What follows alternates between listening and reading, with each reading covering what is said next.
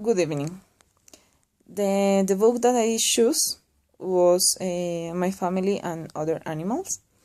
This is a story that you'll be able to classify between a short story and memoirs.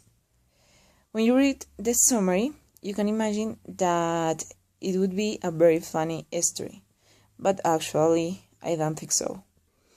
Although it's a fast read, you can lose in the middle of the book, of the reading. I think that is a story that doesn't have connection between one chapter and another chapter. I feel the author changed his mind suddenly. This is a story about an English family that decide to move to Greece because of the cold weather and a lot of rain that they have in London. In the first time, they have a shock because the customs are very different from country to country. So when they achieve to adapt it to their new life, start the history. And the plot is based in the jungle style, who collect all kind of animals.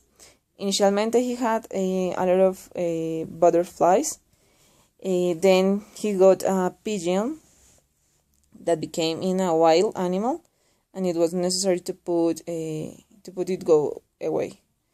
After that, the boy met someone who sold a tortoise for a few coins, but days after, the animal died suddenly. Later, they moved to another villa. Normally, they moved sometimes in the history, where there were some animals in the wall. The most dangerous was a scorpion that had a lot of babies. And one day, his brother caught the box where the scorpion were, and later of this moment happened something that in the house that I didn't understand. But finally, the boy again met another man, who gave one animal more. In this case, this was a magpie. Of course, the family didn't want more animals in their house, did they? In relation to the book, I want to know how an author can write something like that. I really don't understand. I think it kind of book is very boring. Also, I'm not a big reader. I have never read a book too bad before to read that. I select this book because of the name, because it's a name some strange and could be a funny name.